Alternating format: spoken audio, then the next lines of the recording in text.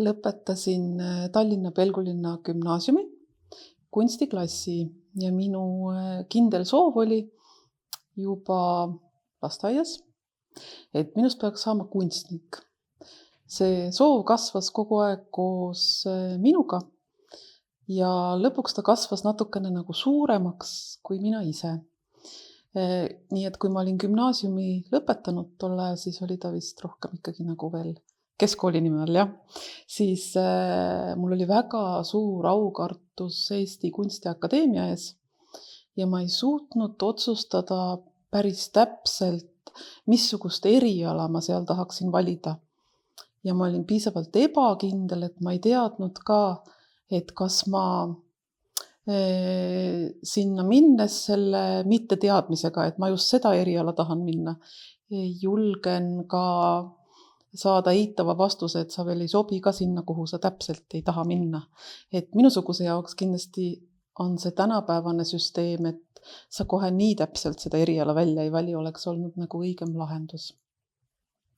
Ja nõnda ma siis kohe pärast keskkooli lõpetamist Kunstiakadeemiasse ei läinud, vaid hoopiski läksin Sütevaka humanitaargümnaasiumi kunstiosakonda, kus minu tolleaegne keskkooli pinginaaber oli Sirbist leidnud, et selline kuulutus ja selline koht ja selline kool on värskelt loodud ja see tundus nagu väga tore võimalus proovida, sest et see oli midagi uut, tal ei olnud veel niisugust minu jaoks nii suurt ja aukartust tekitavat aurat, nii nagu oli Kunstiakadeemial tol ajal vist veel isegi kunstiülikool või instituut. Ma isegi jään praegu vastuse võlgu, ma ei oskagi öelda täpselt, aga see polegi praegu väga tähtis.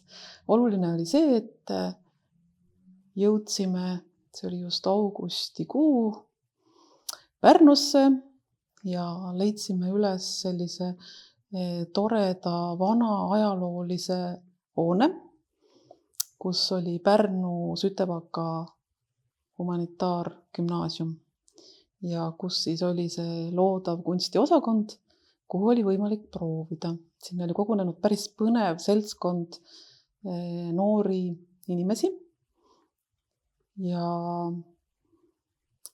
nendest see oli sisseastumisvestlus, ma mäletan, et tuli oma töödega minna ja mul oli ka mapp kaasas, mis mul oli siis tekkinud kunstikoolis õppimise ajal igasuguste huvitavate joonistuste ja materjalidega. Ma mäletan, et ma võtsin sinna kaasa ka enda karikatuurid, mis tekitasid komisjonis seal elevust ja ma mäletan, et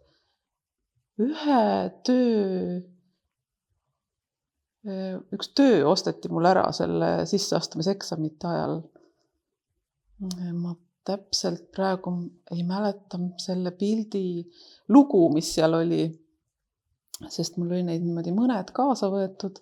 Ju need olid siis, ma arvan, sellised armsalt naiivsed ja süütud karikatuurid.